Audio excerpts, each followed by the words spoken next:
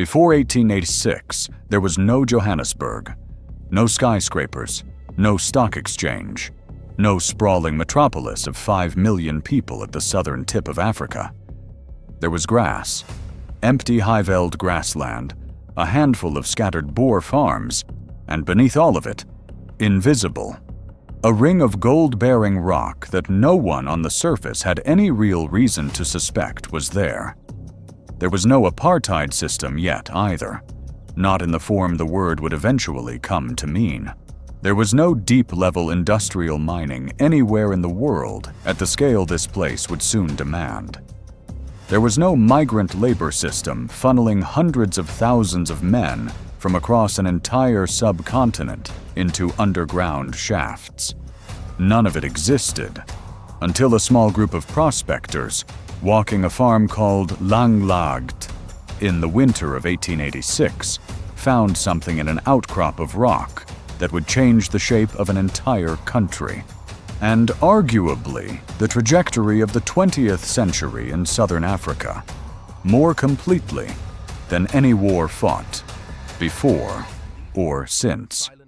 This is the story of the Witwatersrand, the single largest gold deposit ever discovered on Earth, and how the wealth pulled from underneath a patch of empty grassland built one of the world's great cities, funded an empire, and hardened into a system of racial exploitation whose consequences are still being lived out today. Southern Africa was no stranger to mineral wealth by the time gold turned up at Langlagte. Diamonds had already transformed the region once, following their discovery at Kimberley in 1867, drawing capital and prospectors from across the world and creating enormous fortunes for men who would soon turn their attention southward, toward rumors of gold in the Transvaal. Those rumors, it turns out, had been circulating in one form or another for decades. As early as 1852, a Welsh mineralogist named John Henry Davis had found gold on a farm near what is now Krugersdorp, and presented his discovery to the president of the young Boer Republic, who, according to surviving accounts, reacted with something closer to dread than celebration, fearing exactly what a gold rush might do to a fragile, sparsely populated young state. Smaller gold strikes followed over the next 3 decades at places like Barberton and Pilgrim's Rest, drawing modest local rushes, but nothing on a scale that reshaped the region. What made 1886 different was not that gold was found. Gold, in smaller quantities, had already been found on the Witwatersrand before. In June 1884, a prospector named Jan Gerrit Bantjes had located a gold reef on a farm called Vogelstruisfontein, and just months later, the Struben brothers uncovered another promising reef nearby. What made 1886 different was the scale and the geology of what came next. In February or March of that year, historians still argue over the precise date, and even over precisely who deserves the primary credit. A prospector working the farm Langlagt uncovered an outcrop that turned out to be part of something almost unimaginably larger than any previous find. A continuous band of gold-bearing rock, known today as the main reef, running for tens of kilometers beneath the surface, far wider and vastly more extensive than any surface gold deposit found anywhere else on the planet, before or since.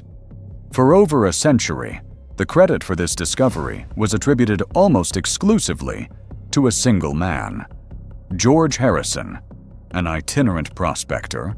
Some accounts describe him as Australian, others place his origins elsewhere, who received an official discoverer's claim from the Boer government, and for generations afterward, had a Johannesburg park named in his honor at the exact discovery site.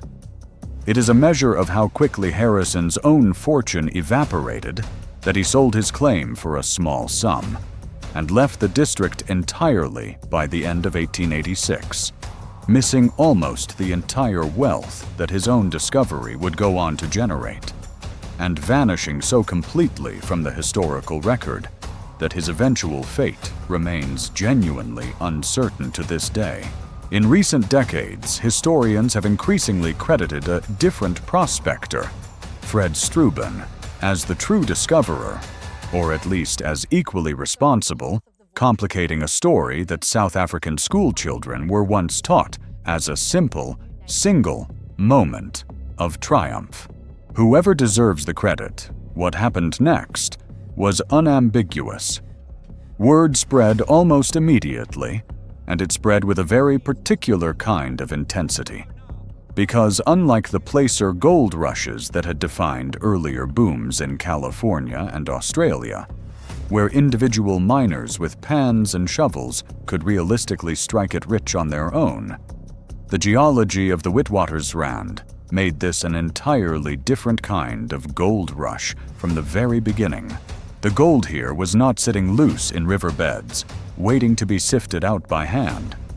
It was locked inside hard conglomerate rock, distributed in low concentrations across enormous volumes of stone, running not just near the surface, but continuing downward, reef after reef, to depths that would eventually require the deepest mines ever excavated anywhere on the planet. This was not a landscape suited to the lone prospector with a pan. It demanded serious capital, industrial machinery, and organized labor on a massive scale from nearly the first year of operation. That reality became brutally clear within a few short years of the initial discovery. The near-surface gold, exposed in a thin outcropping layer, was worked out relatively quickly, and by the early 1890s, mining companies faced a stark choice: abandon the district as exhausted, or find a way to extract gold from deep, hard rock at a profit no one had previously managed anywhere in the world. Two breakthroughs made the second option possible. The first was the MacArthur Forest cyanide process, introduced in 1890, a chemical method for extracting gold from crushed ore far more efficiently than older techniques, making it economically viable to process the enormous volumes of relatively low-grade rock the Witwatersrand actually contained. The second was capital, vast amounts of it flowing in from London and elsewhere, funding deeper shafts, more powerful machinery, and mining operations organized on an industrial scale that had genuinely never existed before anywhere in the gold mining world. The government proclaimed the Witwatersrand public gold diggings on the 8th of September, 1886, and the transformation that followed happened at a speed that still startles historians who study it. On the 14th of that same month, the first major mining company on the reef, the Witwatersrand Gold Mining Company, was formally established with a nominal capital equivalent to over £3 million, an extraordinary sum for a district that, barely 6 months earlier, had been empty grazing land. But turning capital into gold required infrastructure this remote stretch of highveld simply did not have. The nearest railhead sat at Kimberley, Ladysmith, and a Portuguese port far to the east, meaning that every piece of mining equipment, every length of pipe, every ounce of dynamite had to be hauled overland by mule or ox-drawn wagon across enormous distances, at correspondingly enormous expense and delay, before the first proper rail lines finally reached the district years later. The geology behind this deposit is itself part of what makes the Witwatersrand story so improbable. Scientific studies of the basin suggest that the arc of gold-bearing rock stretching from the Johannesburg area southwest toward the modern city of Welkom once lay beneath a vast, ancient inland lake more than 2 billion years ago, long before anything resembling complex life existed on Earth. Over unimaginable stretches of geological time, rivers feeding that ancient lake carried eroded gold particles down from surrounding highlands and deposited them, along with ordinary silt and gravel, onto the lake bed, where they compacted over millions of years into the gold-bearing conglomerate rock that prospectors would eventually call the main reef. It is, in the most literal sense, fossilized riverbed, a 2-billion-year-old delta that happened to catch and concentrate more gold than any comparable geological formation ever found anywhere else on the planet. Even after geologists confirmed that the reef ran both deep and wide, and even after the 1890 cyanide process made deep-level extraction economically viable, the conventional wisdom of the time held that Johannesburg's boom would not last much beyond 25 years. A mining camp destined, like so many before it, to be worked out and abandoned once the gold ran thin. That uncertainty shaped the earliest years of the settlement in visible ways. Many of Johannesburg's first buildings were deliberately temporary in character, thrown up in prefabricated iron and timber rather than stone or brick. Structures built by people who genuinely did not expect the town around them to still exist a generation later. The first crushing machinery, built specifically for the new diggings, did not even arrive from the coast until 1887, a full year after the initial discovery. Because the district had no rail connection, and everything needed to process or at scale had to be hauled in by ox wagon across hundreds of kilometers of open country. That skepticism about the town's staying power turned out to be one of the worst predictions in the history of mineral economics. Johannesburg did not fade after 25 years. It kept growing, decade after decade, as deeper shafts and better technology kept unlocking gold that earlier engineers had assumed was permanently out of reach. None of that geological history was known, or needed to be known, to the people who first started digging. What had been essentially empty grassland became, within a decade, a genuine boomtown, and within 2 decades, a city larger than Cape Town, a settlement that eventually took the name Johannesburg and became the beating economic heart of an entire subcontinent. By 1898, barely 12 years after Harrison's claim, the Witwatersrand alone accounted for roughly a quarter of the entire world's gold production. By 1915, South Africa as a whole was producing 40% of all the gold mined anywhere on Earth.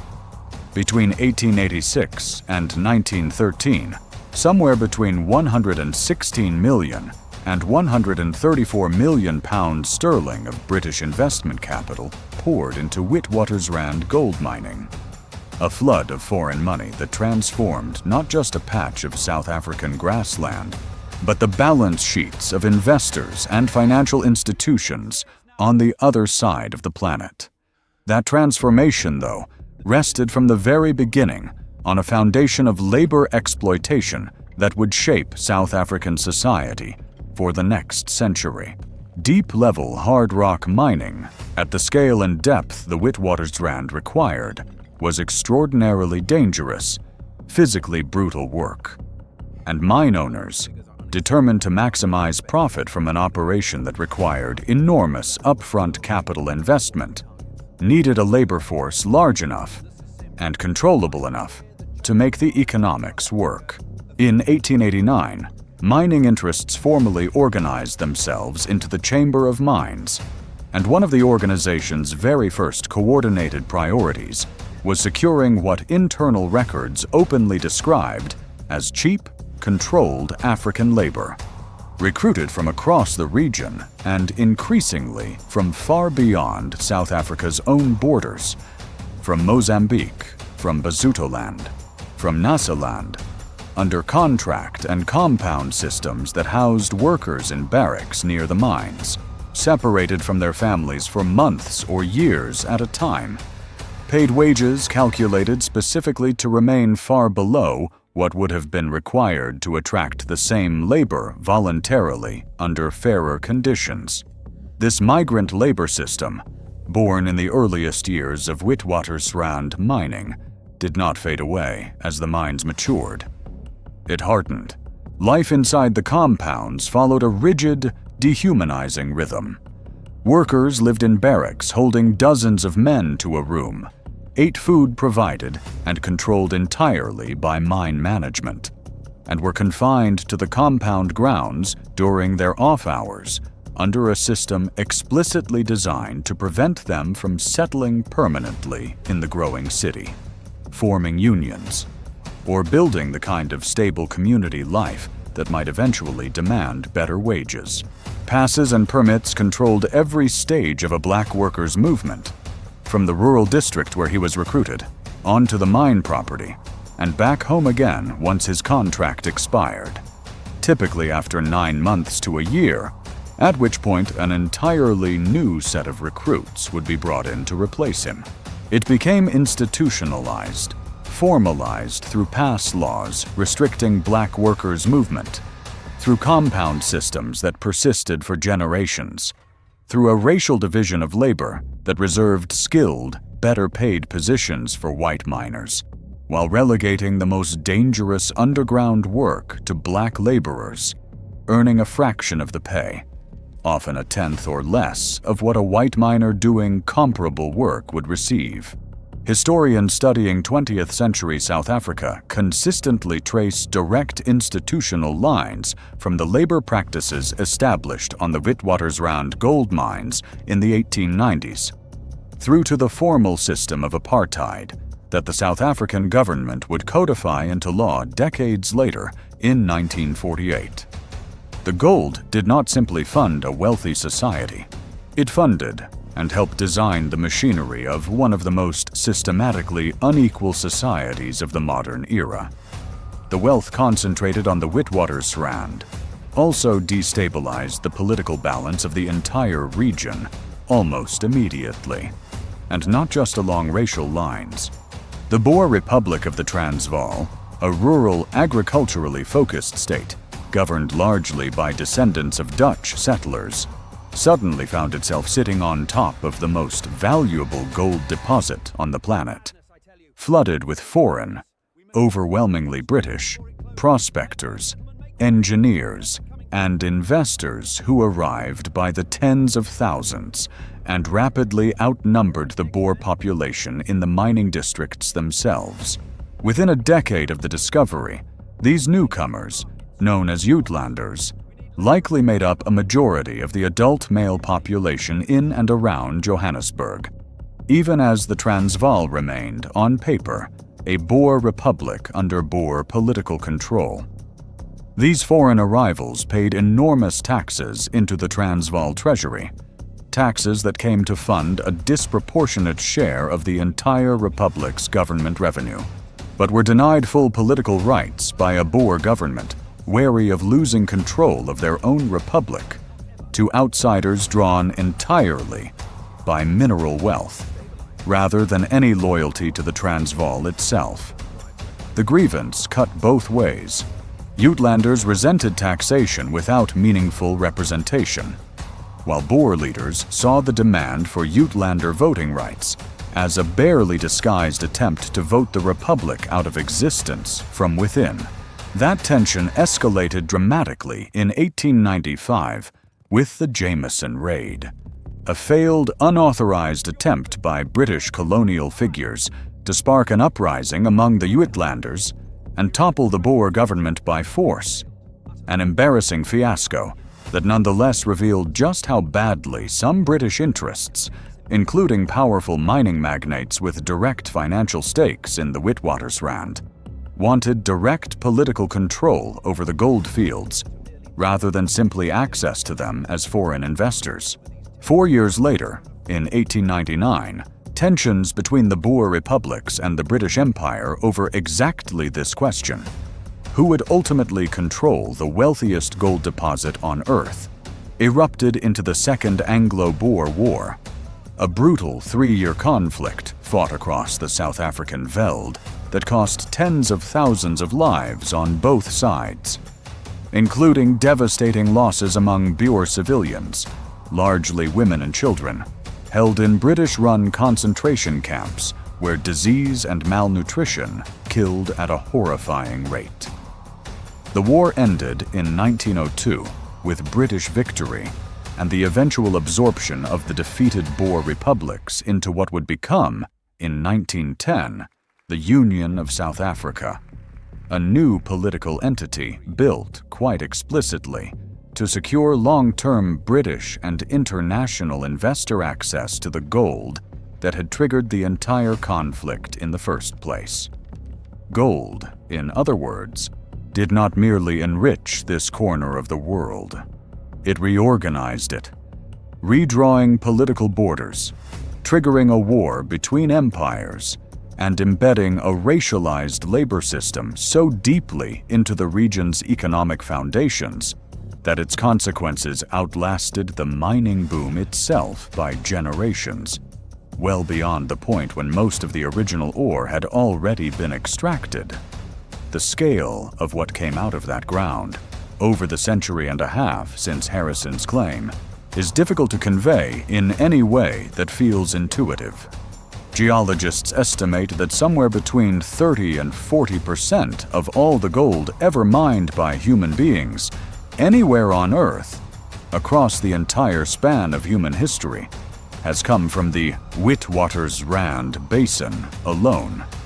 More than 1.5 billion ounces pulled out of a single geological formation beneath South Africa's highveld.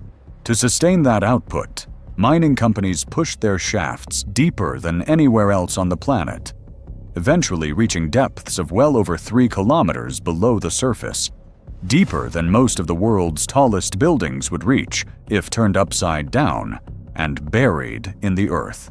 At those depths, rock temperatures alone become dangerous without extensive refrigeration and ventilation systems pumping cool air down shafts that can take miners nearly an hour just to descend at the start of a shift. Seismic tremors triggered by the mining process itself became a routine hazard rather than a rare event, capable of collapsing tunnels with little warning. Generations of black South African and migrant laborers descended into that heat, darkness, and risk, year after year, to extract wealth that flowed overwhelmingly upward into shareholder dividends in London and Johannesburg boardrooms, rather than back into the rural communities the labor itself was drawn from, often hundreds or thousands of kilometers away in Mozambique, Lesotho, or Malawi. Some of that gold remains down there still.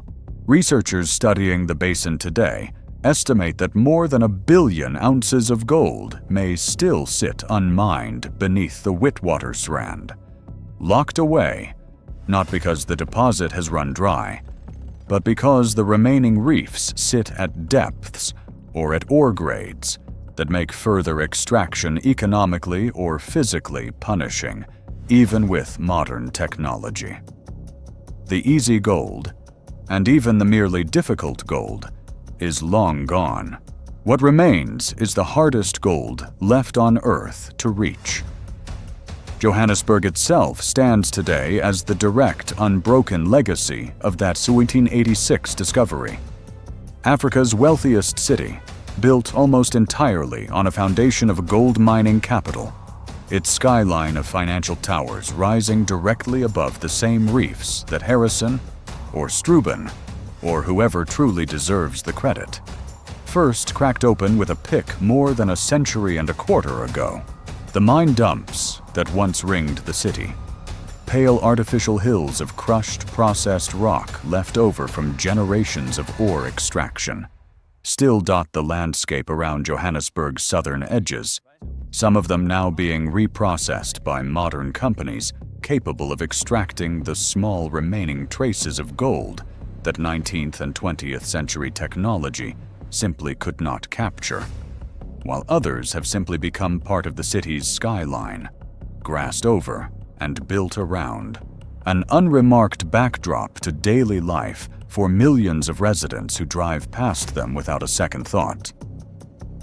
Gold production on the Witwatersrand has declined steadily for decades, as the easiest and shallowest reefs were worked out, and remaining ore requires ever deeper, ever more expensive extraction to reach.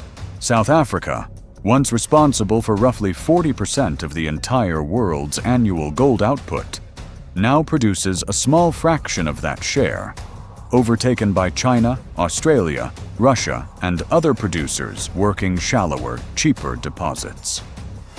But the industry's decline has not erased its consequences.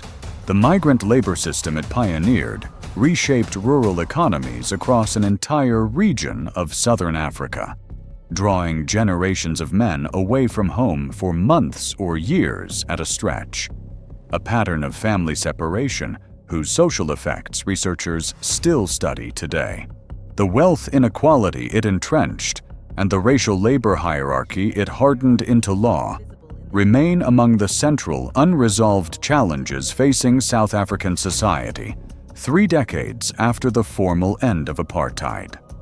No single moment in the history of mineral extraction did more to shape a modern nation's economy, its politics, and its deepest social fractures than the discovery beneath a quiet Transvaal farm in 1886. It built a city where there had been grass. It built fortunes in London from labor performed 3 kilometers underground in African darkness. And it built, layer by layer, decade by decade, a system of racial control that would take a full century and a global anti-apartheid movement to finally begin dismantling. The gold is still down there, most of it now unreachable. The society it built on the way out of the ground is not so easily left behind.